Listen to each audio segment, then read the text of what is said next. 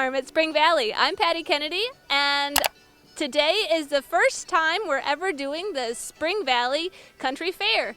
It's going to be something that we do annually, but this is our first time doing it, so let's go around and see what things there is to see.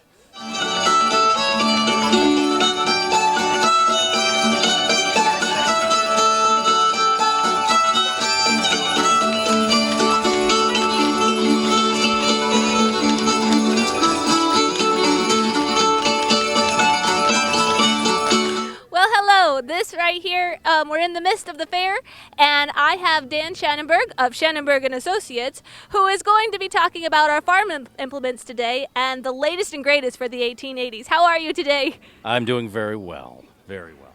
Good. Can you tell us a little bit about what's around? Certainly. Well, an implement dealer in the 1880s would have been selling the latest and greatest things that a farmer would have needed. So everything from plows to planting equipment to harvesting equipment.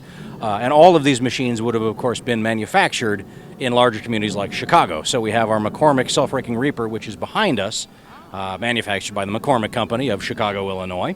And all of this machinery you could have purchased at an implement dealer during the 1880s.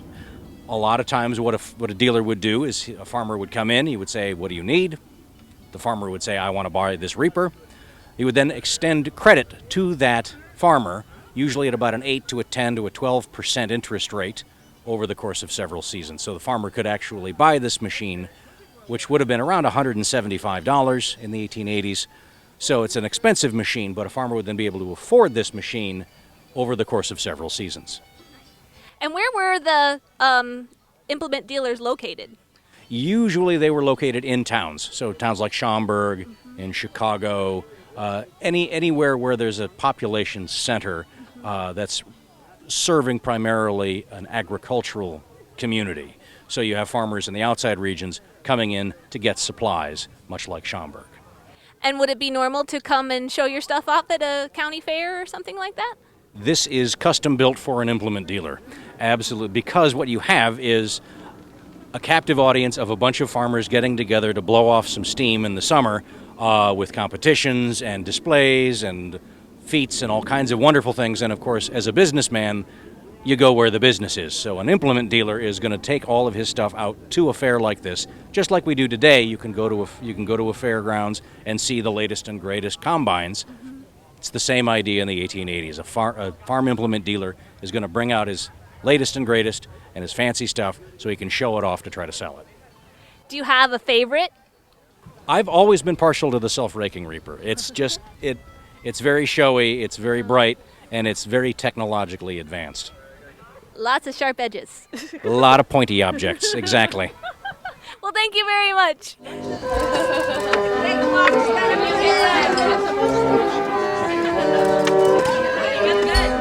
I'm here with Dr. Baltazar and his famous medicine show, another one of the features at this country fair. So how did you become a medicine man? Oh, my dear, I became a medicine man because there was a need for it. The people in Ohio especially had great need of my elixir. The truth of the matter was we needed summer entertainment one summer, and I was the one who was called upon to do it.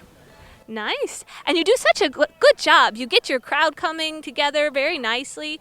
Is there any sort of techniques you had to learn over time? Well, actually, I was really fortunate in the fact that, first of all, I've been doing this show for almost 31 years.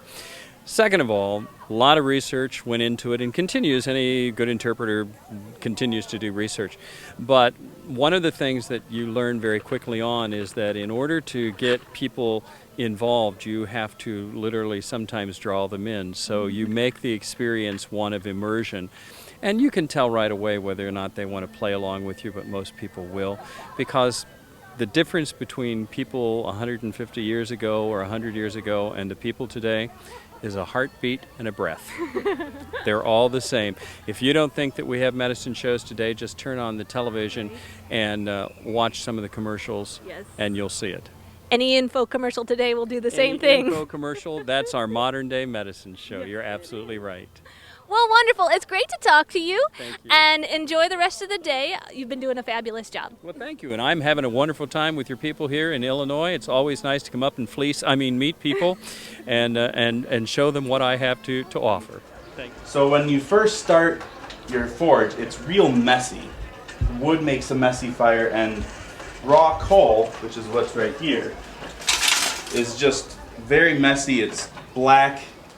It's got a lot of impurities in it. When you start cooking it down, you get what is called coke. And coke is feels kind of like styrofoam. And coke is coal that has all of its impurities burnt out. And so it burns cleaner, it burns hotter, and it usually crumbles up into smaller pieces so you get more surface area, which also lets you heat things up better. So right now this is perfect. I've got my forge going for quite a long time now, so I've got a little bit of coal on the outside that I slowly feed into the fire, and then the rest is coke. I have what's called a clinker in my fire, which means it's a small piece of metal that might have fallen off or burnt off. And as it is in the forge, it gets very hot, and it actually starts to melt. And when it melts, it kind of looks like a sparkler. And now I'm standing here with Jeff Glazier of Glazier & Sons. He is our undertaker, who is another feature of our country fair this weekend. So Jeff, how did you get into doing the undertaker job? Well, this is what my family has done for years and years and years. Undertaker is a general contractor, because we will undertake the contract to build your house. And in the 1800s, it was building coffins was a sideline. It was cash money. And that's how I got into it. And it's a good time. It's really fun to baffle the public with this stuff. I can believe it. And you have such a wonderful array of things, like the coffin right over here. All kinds of tools you can hurt yourself with. And we got them out here and inviting the kids to touch it all, yes. Have you spooked anybody out today? There have been a couple of younger ones that were a little creeped out by it, and one or two parents that were creeped out. But it's a good time all in all. Nice. Well, we're happy to have you here. Thank you very much. Here. This is great fun. Really, thanks for inviting me.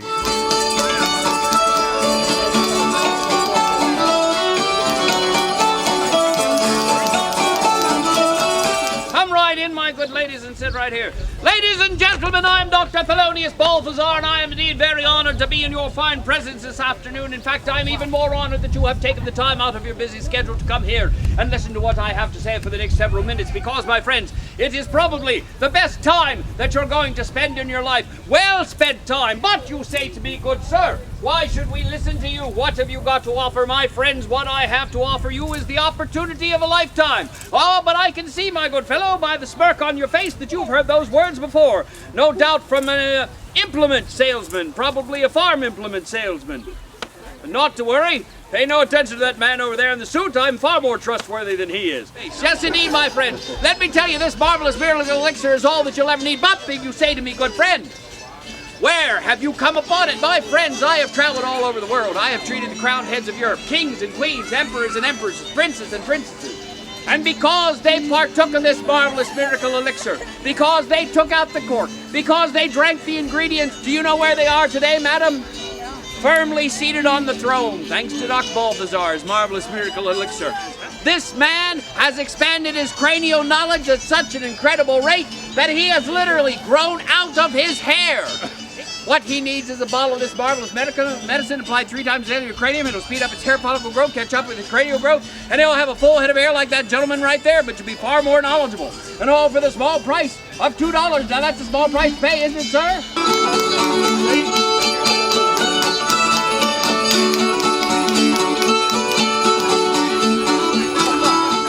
Well, thank you very much for joining us today at the Country Fair. I hope to see you all next year, and I hope that you're able to do some of the great fun things that we got to show you this year. Just one bottle, that's the way. It will cure all that ails you. Marvelous miracle medicine cures aches and pains and shivers. Cures dyspepsia, bad breath too, and rejuvenates your liver. Thank you, my dear friends. I'm now available for your consultation and to enjoy the rest of the fair here. But remember, I shall be here ere you change your mind, my dear ones.